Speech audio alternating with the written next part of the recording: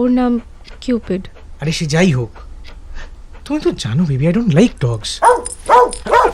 আরে দেখো দেখো জাস্ট, এরকম করলে কিন্তু এখানে থাকাটাই দায় হয়ে যাবে বলে দিলাম। ওরা ভাইবস বোঝে প্রিয়ম। তুমি ওকে পছন্দ না করলে ও তো তোমাকে পছন্দ করবে না। আরে নিকুচি করেছে তোমার ভাইবসের। কে কে কে খেয়াল রাখবে ওর? ও তো বড় হয়ে গেছে, plus he is really intelligent. ওর উপর বেশি সময় ইনভেস্ট করতেই হবে না।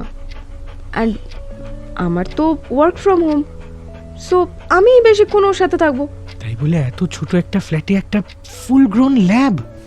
প্লিজ প্রিয়ম, দেখো আমি জানি তোমাকে স্যাক্রিফাইস করতে হচ্ছে, বাট আমাকে এক উইক টাইম দাও। ট্রাস্ট মি, আই প্রমিস, এক সপ্তাহের মধ্যেই ও তোমার বেস্ট ফ্রেন্ড হয়ে যাবে। তুমি দেখো, Cupid is a darling. Cupid is a darling. আর যদি না হয় বেস্ট ফ্রেন্ড?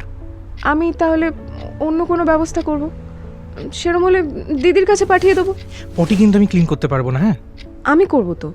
ওর training, timely food, medicine, doctor visit সব আমি করব। তুমি শুধু ওকে একটু আদর করে দিও। দেখো ওর মুখটা, মুখটা দেখে মায়া লাগছে না?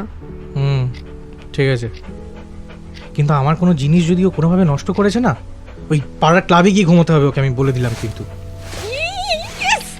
আমি জানতাম তুমি না করবে না। I love you. ঠিক আছে। কিউপিড, নতুন বাবাকে থ্যাংক ইউ বলো। যাও।